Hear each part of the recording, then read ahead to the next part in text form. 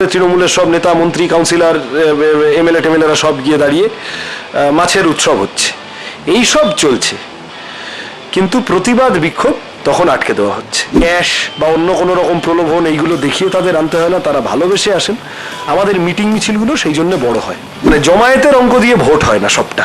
যে শক্তি 34 বছর ধরে সরকার চালালো, 10 বছরের মধ্যে তারা বিধানসভায় নেই, তাদের রিপ্রেজেন্টেটিভ, ঠিকই তো অবাক করার মতো বিষয় বটেই। কিছু রাজনৈতিক ত্রুটি আছে, ভুল করেছি কিছু, সেই ভুল থেকে আমরা শিক্ষা নিয়ে আরো এগোনোর দিকে যাব। অবশ্যই ভুলটাই যদি না স্বীকার করি বা না বুঝি তাহলে কি করে হবে। নমস্কার, আপনারা দেখছেন one India Bangla. One India Bangla আপনাদের সবাইকে স্বাগত।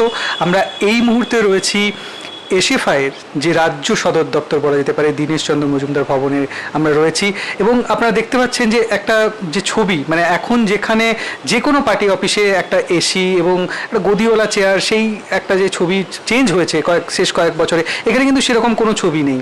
এবং আমরা এখানে বসে রয়েছি, ইন্টারভিউ নিতে এসেছি। সেই সময় একটা প্রিন্টিংয়ের যে আগেকার দিনের যে একটা প্রিন্টিং মেশিনের বা কালির যে গন্ধ, সেই গন্ধ এখনও লেগে রয়েছে। এবং আমাদের সঙ্গে রয়েছেন এসএফআই রাজ্য সম্পাদক সৃজন ভট্টাচার্য। সৃজনদা, আপনাকে অনেক স্বাগত। ধন্যবাদ। সৃজনদা, একদম প্রথমেই যে প্রশ্নটা জানতে চাইবো, এটা কি এসএফআই, ডিওয়াইএফআই বা বামপন্থী দলগুলোর জন্য একটা লং টার্ম অবসর যাপন যে সময়টা এখন চলছে? কেন লং টার্ম অবসর যাপন হতে যাবে? তো সব আন্দোলনের মধ্যেই আছে, চলছে আমাদের সম্মেলন প্রক্রিয়া ইত্যাদি, সেগুলোও আছে। বিভিন্ন ইস্যু নিয়ে রাস্তায় নামা, পথে নামা চলছে। এবং তুমি যে কথাটা বললে যে আমাদের রাজনীতির জোর যতক্ষণ ঠিকঠাক আছে, অফিসে এসি না বসালেও আমাদের চলে যাবে, মানুষের ভালোবাসা আমরা পাবো। 5 জন শিক্ষিকা প্রকাশ্য দিবালোকে বিষ পান করে হসপিটালাইজড হয়েছেন, মৃত্যুর মুখে পৌঁছে গিয়েছিলেন। এটার বিরুদ্ধে আমরা দেখেছি যে 2011-এর সময় যদি আমরা দেখি, বা তার আগে যখন যদি এটা বামেরা ক্ষমতায় থাকা অবস্থাতেও যদি এটা হতো, আমরা দেখতাম বাম যুব সংগঠন বা বিভিন্ন সংগঠনের রাস্তায় নেমে নিজেদের বিরুদ্ধে নিজেরা প্রোটেস্ট করছে। সেই ঝাঁজ কোথায়? 5 জন মারা গিয়েছে। আমি তোমাকে বলছি, মৌলালি মোড়ে সুজন চক্রবর্তী, অনাদি সাহুরা উপস্থিত ছিলেন। বামপন্থীরা তারা এই 5 জন শিক্ষিকার বিষ খাওয়ার ঘটনায় প্রতিবাদ সভা করেছেন, প্রতিবাদ জানিয়েছেন। তুমি আমাকে বলো বিজেপি কি করেছে? বিজেপি কি করেছে এটা অবশ্যই আমার এই কারণে জিজ্ঞাসা করলাম, কেউ জানে বিজেপি দেখেছে বিজেপিকে কেউ রাস্তায় নামতে এই ইস্যুতে? বিরোধী শক্তি যারা রাস্তায় নেমে এই ঘটনার প্রতিবাদ জানিয়েছে অবশ্যই বামপন্থীরাই, তারা আর কেউ নয়। আমি কেন বললাম, তার কারণ এইটাই তো বাজারে প্রচার যে বামপন্থীরা দুর্বল হয়েছে, বামপন্থীরা কই, বামপন্থীরা রাস্তায় নামছে না, তাই তৃণমূলকে হারাতে যেন একটু বিজেপি বাড়তি সহায় বলে মনে হচ্ছে। আমি ওটাই জিজ্ঞাসা করলাম, এই ধরনের প্রতিটি মাইক্রো ঘটনায় দেখিয়ে দেওয়া যায় যে বামপন্থীরা রাস্তায়, আমি তো ঘটনা কোথায় প্রতিরোধ হয়েছে, প্রতিবাদ হয়েছে, কারা ছিলেন সব ধরে বলছি। বিজেপি মিডিয়ার ফোলানো বেলুন, আর বাস্তবে এই ধরনের প্রতিবাদ অজস্র করেছে, গত 10 বছর ধরেও বামপন্থীরা করেছে। মিডিয়ায় দেখানো হয়নি, খানিকটা পরিকল্পনা করে দেখানো হয়নি। এবং ঠিকই এইটা বলার মানে এই নয় যে বামপন্থীদের সাংগঠনিক দুর্বলতা, আমাদের সামগ্রিকভাবে সংগঠনটা ছোট হয়েছে, সরকারে থাকলে একরকম হয়, সরকারে না থাকলে ন্যাচারালি খানিকটা কমে আসে, সেগুলো হয়েছে। এগুলো তো আছেই, কিন্তু আমি বলছি যে বামেরা নেই, বামেরা প্রতিবাদ করেনি, এই কথাটা সবটা ঠিক না। প্যান্ডেমিক আইন এইসব আছে আমাদের রাজ্যের ক্ষেত্রে। যারা সরকারে আছেন তারা বাড়তি এইসব বিষয়ে তাদের জোরাজুরি আছে। কতগুলো চোর তাদের নিজাম প্যালেসে ধরা পড়লে তারা সেই দিন বিরাট জমায়েত হয়, কিন্তু পুলিশ দেখে না সেটা। কিন্তু কোনো রাজ্য সরকারের কোনো ইস্যু, তার প্রতিবাদে কেউ যদি রাস্তায় নামে, সঙ্গে সঙ্গে তাকে জেলে পুরে দেওয়া হচ্ছে। ভ্যাকসিনের ক্ষেত্রে আমরা দেখেছি, আমি নিজেও আটক হয়েছিলাম, আমরা সকলেই হয়েছিলাম। আমি বলছি যে প্রতিবাদ প্রতিরোধ তৎসত্ত্বেও প্যান্ডেমিক আইনের একটা ইস্যু আছে। এবং সামগ্রিকভাবে একটা তো ঠিক যে সবে সরকারটা এসেছে জিতে, এখনো কয়েক মাস মাত্র হয়েছে, ফলত যে কোনো নতুন নির্বাচিত সরকারেরই একটা ইনিশিয়াল হানিমুন পিরিয়ড থাকে, যে সময়টা তারা কি করছে না করছে মানুষ দেখে নিতে চায়, বিরোধীরাও দেখে বুঝে নিতে চায়, সেগুলো আছে। কিন্তু তার মধ্যেও যতটুকু রাস্তায় নামা, সেটা বামপন্থীরাই নামছে, আর কেউ নামছে না। মানে আপনারা এখন তৃণমূলকে কিছুটা হলেও সময় দিতে চাইছেন যে এই হানিমুন পিরিয়ডটা কাটানোর জন্য? আমরা সময় দিতে চাইছি না চাইছির বিষয় না, আমি বলছি এটা স্বাভাবিক ট্রেন্ড। তৃণমূল কি খারাপ করেছে আমরা সবাই জানি, কিন্তু তৃণমূল অত ভোটে জিতেছে, কতগুলো সিট পেয়েছে, তার পরের দিন থেকেই যদি তৃণমূলকে কেউ হচ্ছে যে ঠিক ভোটের আগের দিনের মতোই সেই একই তীব্রতায় সমালোচনা করতে থাকে, সেটা মানুষও খানিকটা সেটা একটু দেখে বুঝে নিতে চান। সবে সবে ভোট দিয়ে জিতিয়েছেন, সেটার একটা কাস্কেডিং এফেক্ট থাকতে পারে যে কিছুদিন হয়তো প্রলং হয়েছে। এবং আমি বললাম তো যে তৃণমূলের লোকেদের জন্য আমি দেখছিলাম কলকাতা শহরে একটা জায়গায় মাছের উৎসব হচ্ছে, বিরাট প্রচুর জমায়েত টমায়েত করে তৃণমূলের সব নেতা মন্ত্রী কাউন্সিলর এমএলএ টেমএলএরা সব গিয়ে দাঁড়িয়ে মাছের উৎসব হচ্ছে, এই সব চলছে। কিন্তু প্রতিবাদ বিক্ষোভ তখন আটকে দেওয়া হচ্ছে, তখন বলা হচ্ছে না তোমাদের জেলে পুরে দেবো, গ্রেপ্তার করব, আটক করব, এই করব ওই করব তাই করব। এখন এই অগণতান্ত্রিক আচরণ এর বিরুদ্ধে আস্তে আস্তে একটা যে কোনো মুভমেন্ট তো বিল্ড আপ করে। এই যে ভোটের আগে আমরা নবান্ন অভিযান করেছিলাম, আমি আমার ক্ষুদ্র রাজনৈতিক জীবনে এত তরুণ প্রজন্মের ছাত্র যুব বামপন্থীদের একটা মিছিলে এসেছে আমি কোনোদিন দেখিনি, যে বিশাল আকারের জমায়েত হয়েছিল। মইদুল মিদ্দাকে হারাতে হলো আমাদের। এই ধরনের মুভমেন্ট তো একটু একটু একটু করে বিল্ড আপ করে। এখানেই একটা প্রশ্ন করব, এই যে বিষয়টা আমরা সবাই দেখছি যে সেটা ব্রিগেড হোক বা সেটা নবান্ন অভিযান হোক, প্রচুর লোকজন, প্রচুর ইনিশিয়েটিভ, শ্রমজীবী ক্যান্টিনের সাফল্য, রেড ভলেন্টিয়ার্সের সাফল্য, তারপরেও সেই যে সাফল্য, সেই যে জনজোয়ার, সেই জনজোয়ারের ছিটে ফোটাও কেন ভোট বাক্স অব্দি আসছে না? আমি বরং খানিকটা উল্টোভাবে তোমায় বলি, সেটা হচ্ছে যে এই জমায়েত করছেন, দেখো ওটা দিয়ে সবটা প্রমাণিত হয় না। ব্রিগেডে কত মানুষ আসেন? 10 লাখ। এইবারে সংযুক্ত মোর্চা ভোট পেয়েছে 55 লাখ। ফলত যারা ভোট দেন তারা এলেই ব্রিগেড ভরে যায়, সেটা হয়। যারা আসেন, আমি বলছি ওটাই যে আমাদের সাথে যারা আছেন সেই বাহিনীটি এতটাই কমিটেড এবং এতটাই মতাদর্শ বোধের জায়গা থেকে তারা শক্তিশালী যে তারা আমাদের মিটিং মিছিল ইত্যাদিতে তারা আসেন, নিয়মিত আসেন। তার জন্য বাড়তি কোনো প্রলোভন, ক্যাশ বা অন্য কোনো রকম প্রলোভন এইগুলো দেখিয়ে তাদের আনতে হয় না, তারা ভালোবেসে আসেন। আমাদের মিটিং মিছিলগুলো সেই জন্য বড় হয়, কিন্তু নট নেসেসারিলি যে তার মানেই সেটা ভোটে রিফ্লেক্টেড হচ্ছে না কেন। ওই অঙ্কে মানে জমায়েতের অঙ্ক দিয়ে ভোট হয় না সবটা। ভোট সেটার জন্য মানুষের কাছে আরো বড় আকারে পৌঁছানো, সেইগুলো খানিকটা তো আমাদের দুর্বলতা আছে বটেই। আমরা একটা সামগ্রিকভাবে ফিল করছি যে একটা বাম শক্তির সাথে সামগ্রিকভাবে বাংলার মানুষের একটা অনভিপ্রেত, এটা না হলেই ভালো হতো, খানিকটা বিচ্ছিন্নতা হয়েছে। সেই বিচ্ছিন্নতাটা কাটানোর জন্য অর্গানাইজেশনের ভিতরে যা খোলনলচে পরিবর্তন করা সেগুলোও আমরা করছি। আর বাইরে মানুষের ইস্যু নিয়ে বেশি বেশি করে কথা বলা, সেটা আমি I can rest you assured যে একদিনের জন্যও থেমে নেই সেটা। একটা জিনিস, যে 34 বছর ক্ষমতায় থাকা, এটা একটা বিশ্ব রেকর্ড, প্রায় 34 বছর ক্ষমতায় থাকা। এবং বলাই হয় যে পশ্চিমবঙ্গে একটা প্রবাদ রয়েছে যে স্কুল কলেজে গিয়েছে যেসব বাঙালি ছেলেরা, এবং রাজনীতি একটু হলো রাজনীতির অংশ, তারা বামপন্থী, একটা সময় পর্যন্ত বামপন্থী প্রত্যেকেই, বাংলা মানে বামপন্থা, এরকম একটা চিহ্ন। সেখান থেকে মাত্র 10 বছরে শূন্যতে পৌঁছে যাওয়া, বিধানসভায় একটা সিট নেই, এটা অনেকে মানে হয়তো মেলাতে পারছে না। এটা কি কারণে? এটা শুধু সাংগঠনিক দুর্বলতা, নাকি মানুষ কোনো না কোনো জায়গায় এখনো পর্যন্ত কোনো রকম বামপন্থী সংগঠনকে বিশ্বাস করতে পারছে না? না, এটার 2-3টে পার্ট আছে ঠিকই। এটা তো একটা যথেষ্ট বিস্ময়কর ব্যাপার যে শক্তি 34 বছর ধরে সরকার চালালো, 10 বছরের মধ্যে তারা বিধানসভায় নেই, তাদের রিপ্রেজেন্টেটিভ। ঠিকই, তো অবাক করার মতো বিষয় বটেই। এখন এটা আমি তো পুঙ্খানুপুঙ্খ আলোচনায় যেতে গেলে অনেক সময় লেগে যাবে, কিন্তু আমি একটা দুটো কথা বলতে পারি। এক হচ্ছে যে সময়টা পাল্টেছে, প্রজন্ম পাল্টেছে। আগের প্রজন্মের আশা আকাঙ্ক্ষা একরকম ছিল, পরের প্রজন্মের আশা আকাঙ্ক্ষা চাহিদা আরেক রকম। এই পরিবর্তনটা ধরতে আমাদের আরও খানিকটা বোঝাপড়া তৈরি করা প্রয়োজন। সব মিলিয়ে সেটা আমরা করছি। একটা জায়গা আছে যে তোমার আমাদের রাজ্যে, এই আমি যেমন একটু আগে কথাটা বললাম, এটা খানিকটা ক্লিশে লাগতে পারে, কিন্তু এটা তো বাস্তব যে মিডিয়া মানে মূলত কর্পোরেট মিডিয়া। আমরা ছোটবেলা দেখতাম মেট্রো চ্যানেল, দূরদর্শন ইত্যাদি সরকারি মিডিয়া, কিন্তু পরবর্তীকালে মিডিয়ার সিনটা তো কর্পোরেট মিডিয়া। এবং কর্পোরেট মিডিয়া মানেও সেক্ষেত্রে বিগ কর্পোরেট হাউসেস, আমি বলছি ছোটোখাটো ফ্রিল্যান্সার বা যাদের একটু নিজের মতো কাজ করার স্বাধীনতা আছে ইত্যাদি ইত্যাদি, সবটা না। কর্পোরেট মিডিয়া সেখানে টেবিলে বসে রোজ পলিসি ঠিক হয় চ্যানেলের, কাকে কতটা দেখাবো না দেখাবো ইত্যাদি। সেখানে তো বামপন্থীরা অবহেলিত থেকেছে, বঞ্চিত থেকেছে, এটাও মানতে হবে। দিনের পর দিন হাজার হাজার মানুষকে নিয়ে মিছিল করেছে রাস্তায় থেকে যে বামপন্থীরা, কিন্তু সেটা মিডিয়া সবটা দেখায়নি। কিন্তু আগে আপনি যদি দেখেন, আগে যে সময়টাতে 34 বছর আসার সময়টা বা তার আগের সময়টা, তখন তো এত মিডিয়া, এত পেপার, এত কিছু ছিলই না। তারপরে শুধুমাত্র কাজ এবং আন্দোলনের জোরে 34 বছর ক্ষমতায় থাকা। মিডিয়া কি এতটাই গুরুত্বপূর্ণ? এখন যথেষ্ট গুরুত্বপূর্ণ। পশ্চিমবঙ্গে প্রথম 24 ঘন্টার নিউজ চ্যানেল, আমি যদি খুব ভুল না বলি, আসে 2004 বা 5 সালে। দুটি চ্যানেল কম বেশি কাছাকাছি সময় লঞ্চ করে নিজেদের, 2004 সম্ভবত।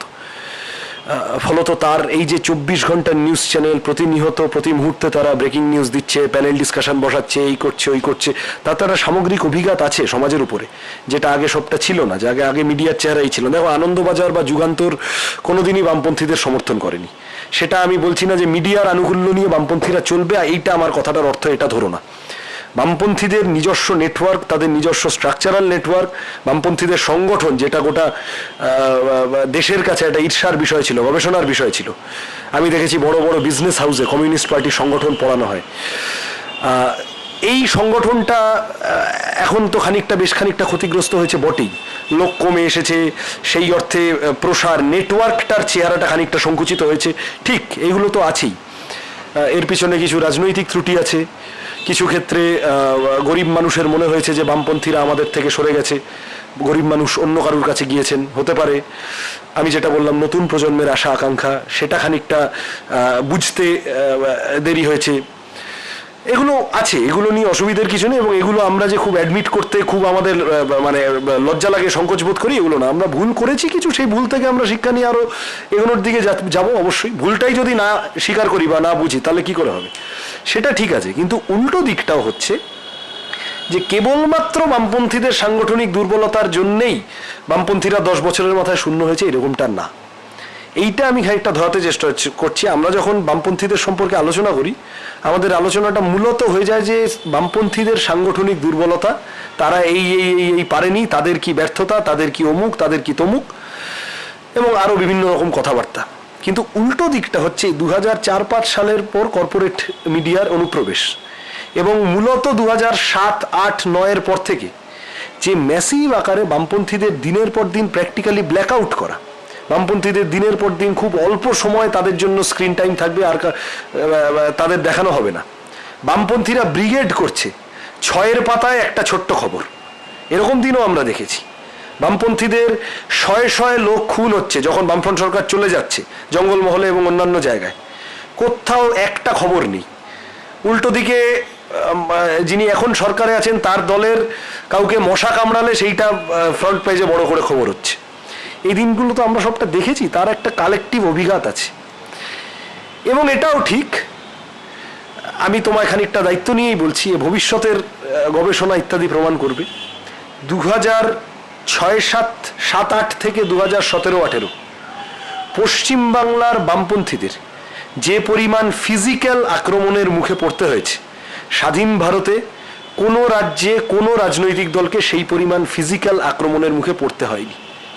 যে পরিমাণ কেস দেওয়া হয়েছে, আমাদের মনে নেই তৃণমূলের একটা জেলার নেতা অন ক্যামেরা বলছেন যে ও কোন পার্টি করে, ওকে গাঁজা কেস দিয়ে দাও, দেখিনি আমরা? পুলিশ অফিসারকে ফোন করে বলছেন, সামনে দাঁড়িয়ে বলছেন যে সব ফাঁকা করুন, না হলে আমি এক্ষুনি ওই তাণ্ডব করে দেবো, বোম মেরে দেবো। এই তো চেহারা থেকেছে। একের পর এক তৃণমূলের নেতা মন্ত্রীরা তারা একের পর এক এই ধরনের প্রকাশ্যে এটা বুঝিয়ে গিয়েছেন যে আমাদের গণতন্ত্রে বিরোধীর কোনো জায়গা নেই। রাজ্যের মুখ্যমন্ত্রী একজন ধর্ষিত হয়েছে, রাজ্যের মুখ্যমন্ত্রীকে জিজ্ঞাসা করা হয়েছে, তিনি বলছেন যে ওর স্বামী তো সিপিএম করতো, অর্থাৎ সিপিএম করতো স্বামী, তার মানে তার ধর্ষিত হওয়াটা জায়েজ।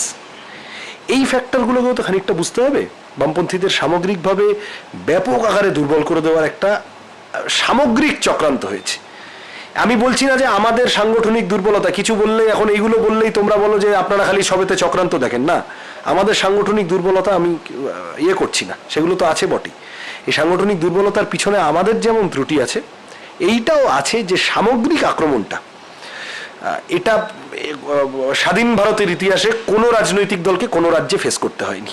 বামপন্থীদের কাছে সবচেয়ে প্রধান বিরোধী বা আদর্শগত বিরোধী বা যে কোনো ধরনের বিরোধী রাজ্যে কারা, তৃণমূল না বিজেপি?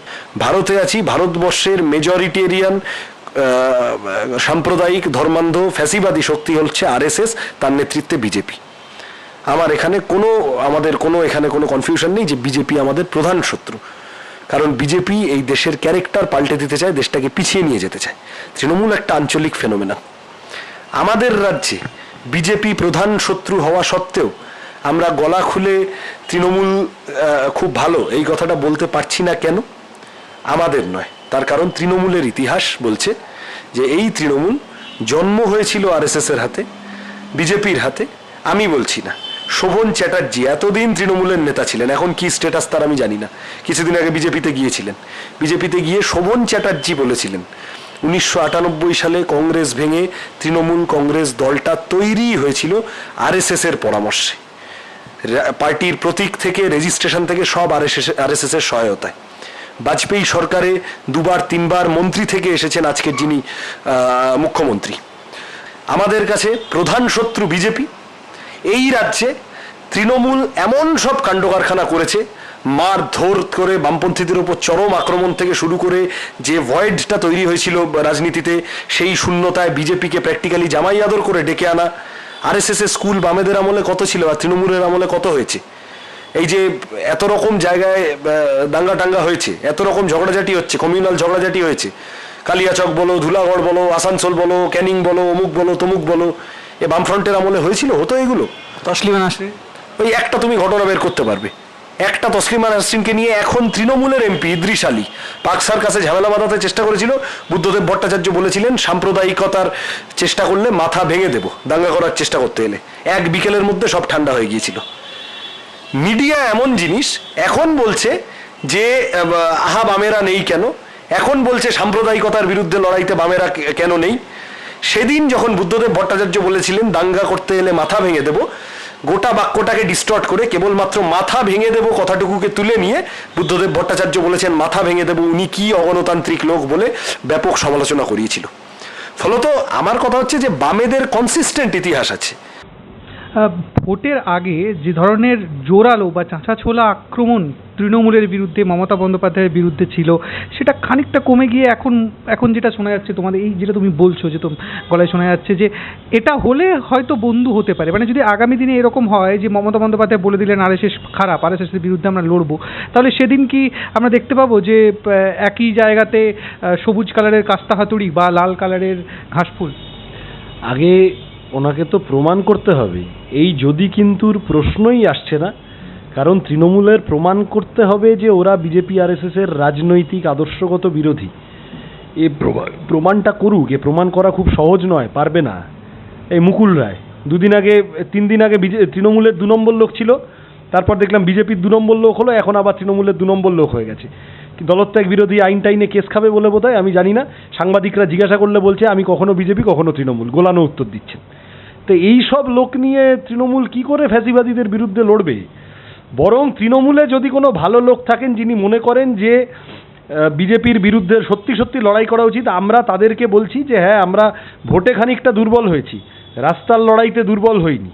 এই ত্রিপুরায় দেখছেন তো, তৃণমূলের লোকজন গিয়ে কান্নাকাটি করে এলো, আর বামপন্থীরা সত্যিকারের রাস্তায় দাঁড়িয়ে বিজেপিকে কমব্যাট করছে। তো সুতরাং বিজেপিকে যদি বাস্তবিক কমব্যাট করতে হয়, তৃণমূলে যদি কোনো এরকম সমর্থক সদস্য থাকেন যারা মনে করেন যে না বিজেপিকে আটকানো জরুরি, বলবো যে আমাদের সাথে চলে আসুন।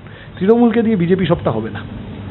এই প্রসঙ্গে একটা যে আপনাদেরই একজন এবং এখন মানে যিনি সবচেয়ে বেশি টিভিতে থাকেন, শতরূপদা একবার বলেছিলেন যে বিজেপি বা তৃণমূল থেকে আসা লোকজনের জায়গা কিন্তু সিপিএমে নেই। সেই জায়গাটা থেকে কি সরে এসছেন আপনারা? আমি তো বললাম, যদি কোনো, আমি তো বলিনি নেতা মন্ত্রী ইত্যাদি, এই লোকগুলোর এত কালো কালির দাগ আছে এদের পাঞ্জাবিতে। সাদা পাঞ্জাবি পরলেই কি আর সাদা হওয়া যায়? ফলত এই লোকগুলোকে কে নেবে? আমি ওইগুলো বলছি না। আমি বলছি কোনো তৃণমূল সমর্থক যদি এরকম থাকেন, মনে করছেন এই মুহূর্তে বিজেপিকে আটকাতেই হবে, আমরা তাদের বলবো যে আপনার দলের দিকে তাকিয়ে দেখুন, আপনার দলের অতীত দেখুন, বর্তমান দেখুন, রোজ যা সব কাণ্ডকারখানা করে চলছে দেখুন।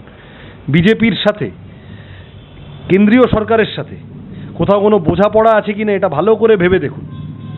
কোথাও উপনির্বাচন হচ্ছে না, পশ্চিমবাংলার মুখ্যমন্ত্রী তিনি দাঁড়াতে চেয়েছেন বলে ভবানীপুরে উপনির্বাচন ইলেকশন কমিশন ঘোষণা করছে। কেন?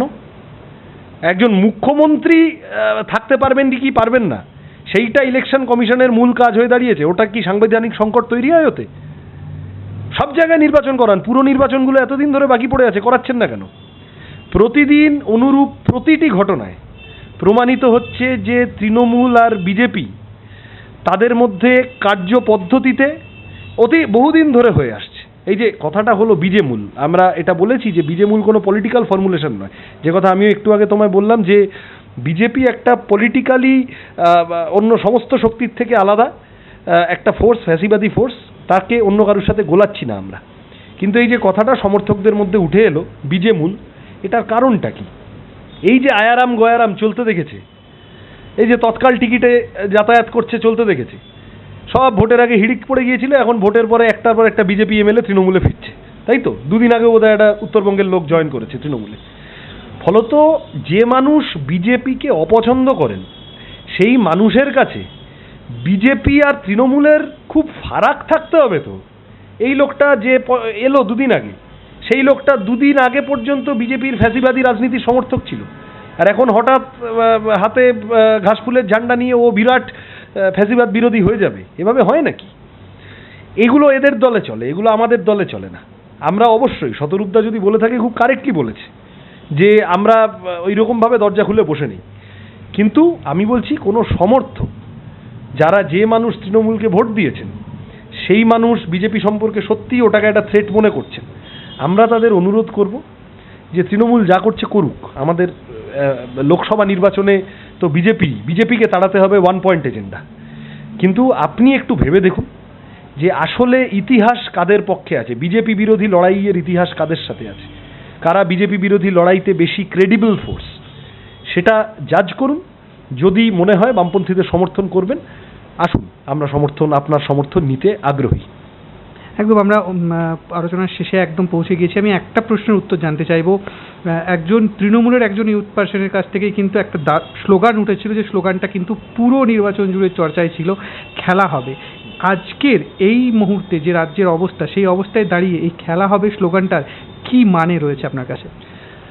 আমি জানি না, যখন ভোটের আগে এইসব নিয়ে কথা হচ্ছিল তখনও আমি বলেছিলাম যে দেখেন, খেলা ভালো, খেলাধুলা ভালো, কিন্তু আসলে চাকরি হওয়া দরকার, ফসলের দাম পাওয়া দরকার, শ্রমিকের মজুরি পাওয়া দরকার, ঠিক সময় মাইনে পৌঁছানো দরকার, ঠিক সময় ভ্যাকসিন পাওয়া দরকার সকলের কাছে, ইত্যাদি যা যা প্রত্যেক দিনের প্রয়োজনীয় জিনিস, সেগুলো হওয়াটা বেশি দরকার। খেলাধুলা করবেন, অসুবিধে নেই। এখন দাঁড়িয়ে এই শিক্ষিকাদের ঘটনা বলো বা আরও অন্যান্য বিভিন্ন, এই যে ধরো শপিং মল খুলে গেছে, সিনেমা হল খুলে গেছে, বার খুলে গেছে, রেস্টুরেন্ট খুলে গেছে, শুধু খুলেই যায়নি, বারের টাইমিং বাড়িয়ে দিয়েছে, ইচ্ছে মতো মোচ্ছব হচ্ছে, জমায়েত হচ্ছে বিভিন্ন রকম, কিন্তু স্কুল কলেজ খুলছে না। ছাত্রছাত্রীদের ভবিষ্যৎ নিয়ে খেলা হচ্ছে। যে ছেলে মেয়ের কাছে মোবাইল নেই, স্মার্টফোন নেই, ডেটা প্যাকের খরচ বহন করার ক্ষমতা নেই, এলাকায় নেটওয়ার্ক কানেক্টিভিটি নেই, হাজার হাজার লক্ষ লক্ষ ছেলে মেয়ে আমাদের রাজ্যে ড্রপ আউট হয়ে যাচ্ছে। গরিব অনগ্রসর ছেলে মেয়ে, এসসি এসটি ওবিসি, দরিদ্রতম পরিবার, ছাত্রীদের মধ্যে বিয়ের প্রবণতা বেড়ে যাচ্ছে, সব লেখাপড়া থেকে বাদ হয়ে যাচ্ছে, ছাত্রছাত্রীদের ভবিষ্যৎ নিয়ে খেলা হচ্ছে। এই খেলা এই রাজ্যের সরকার আর ওখানে যিনি আছেন দিল্লিতে জালি রবীন্দ্রনাথ, এই দুই পক্ষ মিলে এই খেলা বহুদিন ধরে দেশের মানুষকে নিয়ে, রাজ্যের মানুষকে নিয়ে খেলছেন। ডিগ্রিতে ফারাক থাকতে পারে, ওখানে কৃষকরা আন্দোলন করছেন, আমাদের রাজ্যে আমরা দেখিনি যে কৃষকরা এখানে ফসলের দাম না পেয়ে আত্মহত্যা করছেন। বামফ্রন্ট আমলে দেখেছিলাম কোনোদিন? এ তো দেখেছি এখানে, এই আমলে দেখেছি। ফলত এগুলো হচ্ছে, আমি আবার বলছি, আমি অ্যাটপার করছি না, অবশ্যই বিজেপি অনেক বড় শত্রু, কিন্তু তৃণমূলের চালচলনে তৃণমূলকে এটা বোঝাতে হবে যে তারা বিজেপির থেকে আলাদা, কার্যপদ্ধতিতে আলাদা একটি ফোর্স, তাদের চলন বলন, কাজ কর্ম ইত্যাদি, তাদের ভাবনা চিন্তা মানুষের জন্য, সেগুলো বিজেপির থেকে আলাদা কিছু। সেটা না করে বিজেপি সরাসরি দাঙ্গাবাজিকে এন্ডোর্স করে, আর এরা হচ্ছে যে ঘুরপথে সাম্প্রদায়িক উস্কানি তৈরি করার চেষ্টা করে, এইটুকুই তো ডিফারেন্স। এছাড়া আর বাকি সমস্ত ক্ষেত্রে ওখানে বিপ্লব দেব শিক্ষকদের পেটাচ্ছে, এখানে ইনি চাকরি প্রার্থীদের শীতকালে এদের উপর জলকামান ঢেলে দিচ্ছেন। এই যদি করতে থাকে তাহলে তো সাধারণ মানুষের পক্ষে ডিফারেন্সিয়েট করাটা অসুবিধা হয়ে দাঁড়ায়। এবারের ভোটে মানুষ কোনো কারণে বামপন্থীদের বা সংযুক্ত মোর্চাকে অপশন হিসেবে মনে করেননি, ফলত যে মানুষ যিনি বিজেপিকে ভোট দিয়েছেন সেই মানুষও একটা বড় অংশের মানুষ মন্দের ভালো হিসেবে আগে তো তৃণমূলকে তাড়াই এই ভেবে বিজেপিকে ভোট দিয়েছেন, যিনি তৃণমূলকে ভোট দিয়েছেন তাদের মধ্যে একটা বড় অংশের মানুষ বিজেপি চলে আসবে মন্দের ভালো তৃণমূল এই করে, ওই যে কথাটাই তো চালু হয়ে গেল লেসার ইভিল। এটা কিন্তু আপনাদের তরফ থেকে না, আমাদের তরফ থেকে চালু হয়, আমাদের তরফ থেকে চালু হয়নি, নাগরিক সমাজের একটি অংশ তারা এই জনমত তৈরি করতে শুরু করেন ইত্যাদি, যে লেসার ইভিল ইত্যাদি ইত্যাদি ইত্যাদি, নো ভোট টু বিজেপি। এখন ত্রিপুরায় তৃণমূল গেছে, আমি তো একজনের সাথে দেখা হলো, হাসতে হাসতে বললাম যে আপনাদের লজিক ছিল যে পশ্চিমবঙ্গে যে বিজেপিকে হারানোর ক্ষেত্রে সংসদীয় চেহারায় যার শক্তি এই মুহূর্তে বেশি তাদেরকে ভোট দাও, সেই কারণে আপনারা ঘুরিয়ে পেঁচিয়ে তৃণমূলকে ভোট দেওয়ার কথা বলেছেন। তা ত্রিপুরায় তো তৃণমূল ওখানে গিয়ে হল্লাহাটি করছে কেন? ত্রিপুরায় যদি বিজেপিকে হারানোটা ইস্যু হয়, মানিক সরকারের নেতৃত্বে বামপন্থীরাই তো ওখানে সব থেকে ক্রেডিবল ফোর্স। তৃণমূল আসলে, এবং তার সাথে বুদ্ধিজীবী আছে এক অংশের, তার সাথে মিডিয়ার একটা অংশ আছে, ইমেজ মেকওভার চলছে তৃণমূলের, এই কারণে জহর সরকারের মতো বরেণ্য মানুষদের ধরে এমপি করা হচ্ছে রাজ্যসভায় ইত্যাদি ইত্যাদি। ইমেজ মেকওভার চলছে, গণতান্ত্রিক স্পেস যেটা ডেমোক্রেটিক সেকুলার স্পেস ভারতের রাজনীতিতে, বাংলার রাজনীতিতে, সেখান থেকে বামপন্থীদের সরিয়ে তার রিপ্লেসমেন্ট হিসেবে নিজেদেরকে এস্টাবলিশ করতে চাইছে তৃণমূল। এই জন্য কেরালায় গিয়ে ইউনিট খুলছে। আরে ইউপিতে খোলো, ওখানে তো সামনের বছর ভোট আছে, ওখানে বিজেপি থ্রেট, ওখানে দেখো তুমি যদি বিজেপিকে হারাতে চাও কি করতে পারো। গুজরাটে গিয়ে খোলো, ওখানে লড়ো বিজেপির বিরুদ্ধে। বামপন্থীরা যেখানে লড়াই করছে ত্রিপুরা, ওইখানে গিয়ে ওখানে একটা লাভঝাপ শুরু করছে। সে করছেন ঠিক আছে, করুন, তাতে করে যদি বিজেপি বিরোধী মুড আরও বাড়ে, ওখানকার ত্রিপুরার বামপন্থী নেতারা তারা তো বলেছেন যে তৃণমূলের উপর এই আক্রমণ, ওইটাও আমরা সমর্থন করছি না, ওইটা ঠিকই বলেছেন। কিন্তু আমি বলছি যে তৃণমূলকে এটা বারংবার প্রমাণ দিতে হবে, প্রতিটি পদক্ষেপে ওরা এটা এই প্রশ্নে হোঁচট খাচ্ছে, বিভিন্ন কাজকর্ম ওদের প্রমাণ করছে যে ওদের বিজেপি বিরোধী লড়াইতে ওরা যতটা সৎ, তার থেকে ওরা এখনও বেশি ইচ্ছুক বামেদের কি করে খানিকটা কোণঠাসা করে রাখা যায়। সেই জায়গাটা তৃণমূলও প্রমাণ করুক। অনেক ধন্যবাদ সৃজনদা। আমরা আমাদের সঙ্গে ছিলেন অতিথি হিসাবে রাজ্য সম্পাদক, এসএফআই রাজ্য সম্পাদক সৃজন ভট্টাচার্য। তার বক্তব্য আপনারা শুনলেন। আশা করি দর্শকদের এই সংক্রান্ত যা প্রশ্ন থাকবেন সেগুলো আমাদেরকে জানাবেন, আমরা সেই প্রশ্ন নিয়ে আবারও ফিরে আসবো আপনাদের কাছে। দেখতে থাকুন অল ইন্ডিয়া বাংলা।